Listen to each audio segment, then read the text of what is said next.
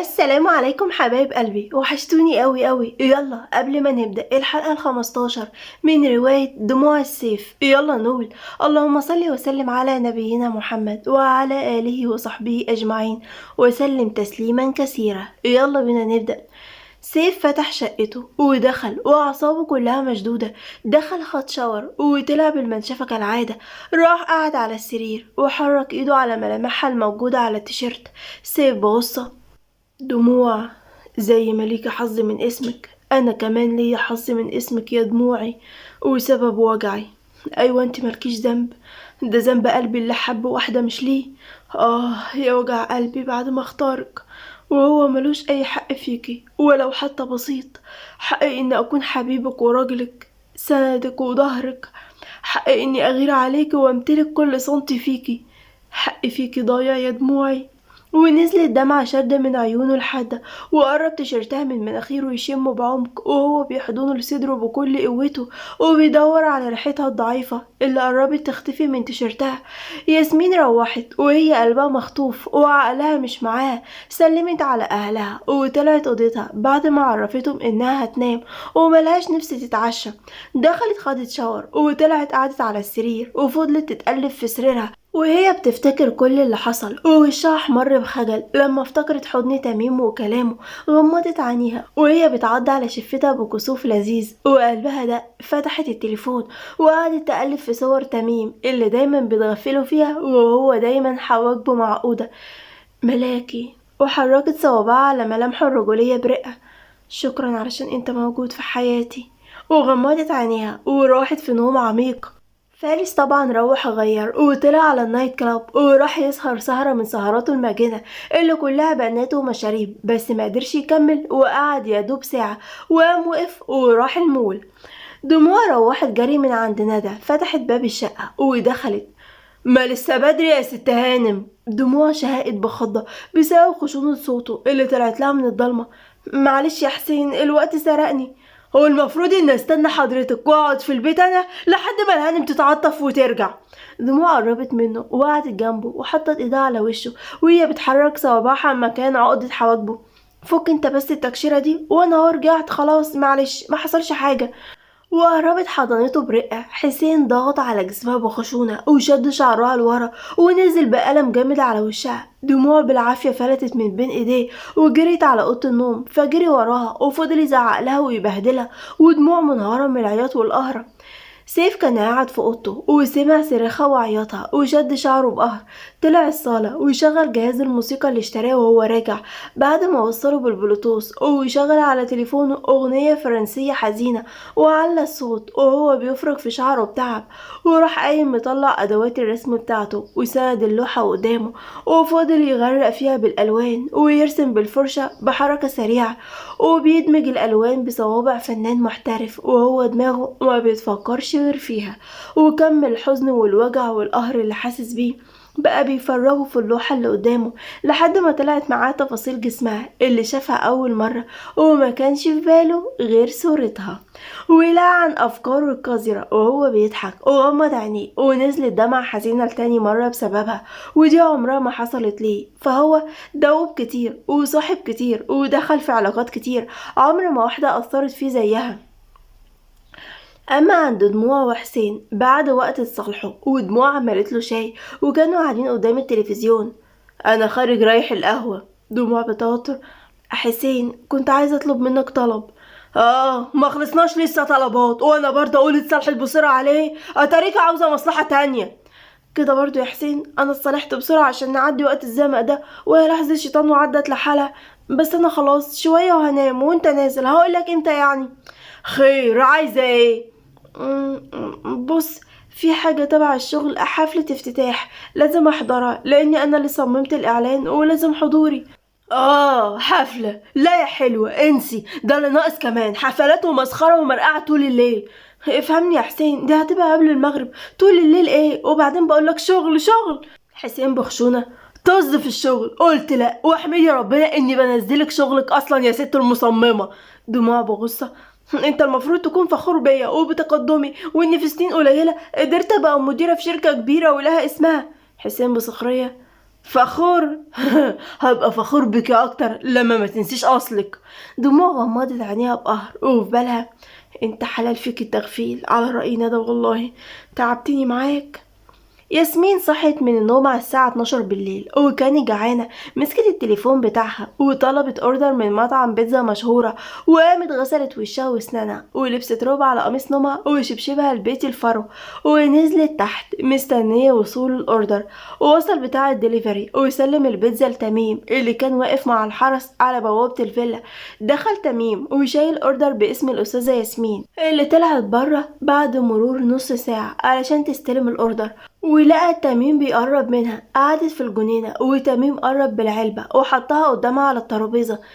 ميرسي يا تميم، ما كنتش تعبت نفسك، انا كنت طالعة خدها. ولا تعب ولا حاجة يا نسا، انت كنت عرفتيني وانا كنت هجيبها لك لحد جوه، ما كنتيش خرجتي دلوقتي. ياسمين بزهق، صحيت من النوم دلوقتي وكنت زهقانة، قلت اكل واقعد في الجنينة شوية. اقعد كل معايا. شكرا يا فندم، بالهنا والشفا، هوطي الاضاءة علشان تاخدي راحتك اكتر. اقعد بليز، مش بحب اكل لوحدي، وبعدين احنا بعيد عن الحرس، مش مهم توطي الاضاءة. بليز يا تميم. تميم بلع ريقه وهز راسه بصمت وقعد قدامها. ياسمين ضحكت بفرحة وفتحت الأكل ومدت لتميم، اتفضل. تميم أخدها بتوتر، يزيد فضلك. وقعدوا ياكلوا في هدوء، وياسمين نسيت الاتيكيت مع البيتزا وبقت تاكل بنهم، والكاتشب بهدل شفايفها. تميم شاف منظرها وضحك بصمت. ياسمين غمضت عينيها بتسأل انت بتضحك على ايه ها؟ تميم ضحك بصوت عالي ومد صباعه. ياسمين فكرت انه هيمسح شفايفها وبرقت عينيها، بس تميم مسح مناخيرها. بضحك على دي على مهلك بدل ما تشرجي في الوكل يا جوطة. ياسمين ضحكت بكسوف. جوطة جوطة، وبعدين انا بحبها اصلا وكمان جعانة، تخيل بقى. تميم بحب، بالهنا والشفا يا نسا ياسمين. ياسمين بلعت اللي بقها. ما تقولي ياسمين على طول، وبلاش بقى حضرتك وانسه وهانم وفندم دول، هو احنا مش صحاب ولا ايه؟ تميم هز راسه. صحابي يا ياسمين، وكمل بضحكة. وبعدين وفرت عليا مجموعة حروف قطعة الأسماء يعني عشان يسموكوا ياسمين، قصر معاهم في ايه فل. ياسمين برفعت حاجب، والنبي دلوقتي اسمي مش حلو يعني؟ وبعدين الفل والياسمين والورد أنا يتيمه، وغمزت له في آخر كلامها. تميم ضحك. ما تقعديش مع فارس بيه كتير. وبعدين انا قلت وحش؟ ده اسم ريحته ترد الروح، ما بالك صاحبته. ياسمين بكسوف، رديت غروري خلاص، عفوت عنك. وفضلوا يدردشوا مع بعض لحد الساعة 2. ياسمين وقفت. سهرتك معايا وقلقتك، انا اسفة. تميم وقف. الكلام معاكي يريح ما يجلكش يا فلة. ياسمين ضحكت. ماشي يا عم تميم، متشكرين. يلا تصبح على خير، وانتي من اهل الخير. ياسمين مشيت كم خطوة. هقولك. ياسمين لفت ببسمة. قولي. تميم بتردد. ممكن تاني مرة لو عوزتي حاجة تعرفيني وانا هجيبها لك، حتى لو نجمة من السما هتكون عندك، وبلاش خروج بره بلبس النوم ده، انا هخاف عليكي. ياسمين قلبها دق بسرعة وقعدت على شفتها وهزت راسها ولفت جري على اوضتها. تميم ضحك بحب وهو بينكش شعره وراح الملحق اللي بينام فيه. عاد أسبوع على أبطالنا. كان الوضع فيه كالآتي: فارس بقى يومه كله عبارة عن ندى. الصبح معاها في الشركة وبالليل معاها على التليفون. طبعا كل مرة كان بيتصل بحاجة شكل، وبعدها ما يبطلش معاها كلام لحد ما تقفل في وشه. وانتظم في مواعيده وبقى يروح الشركة من النجمة قبل ميعاده بساعة.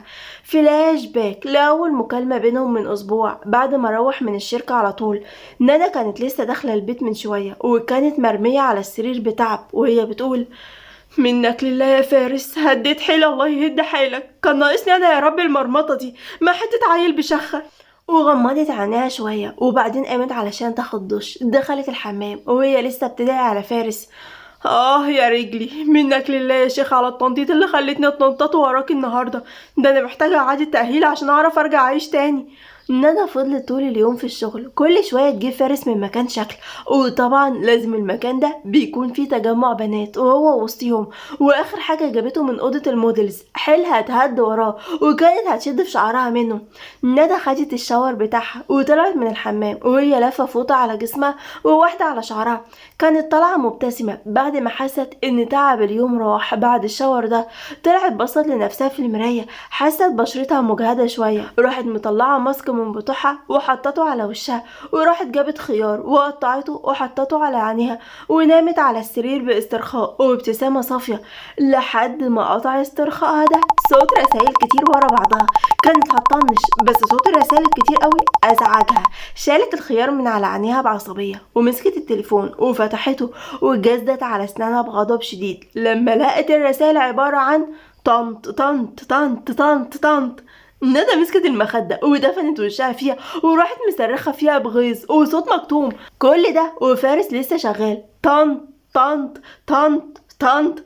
ايه في ايه؟ عايز ايه؟ انت ورايا مش هخلص منك. ندى طبعا مش محتاجة تعرف مين صاحب الرقم ولا حتى تبص على الصورة، واضح زي الشمس هو مين. في ايه يا طنط؟ مالك؟ اهدي، العصبية دي غلط على صدرك، قصدي على صحتك. عايز ايه يا فارس؟ قالتها ندى وهي ماسكه التليفون وضغط عليه جامد عايزه تكسره. كنت عايزه اخد رايك في حاجه مهمه قوي تخص الشغل. ندى انتبهت وقالت بجديه بجد حاجه تخص شغلك؟ طب قول. الكحلي ولا الرمادي؟ اختاري بسرعه. ندى عضت كف ايدها بجنون وكانت هتنفجر من كتر العصبيه لما لقته بعت لها صوره بدلتين. هو ده اللي موضوع مهم يخص الشغل؟ ايه علاقه ده بالشغل يا فارس؟ فارس بكل برود ايوه، مش البدل دي هلبسها في الشغل يبقى تخص الشغل ولا ما تخصش الشغل؟ يا رب صبرني على ما بلتني يا رب.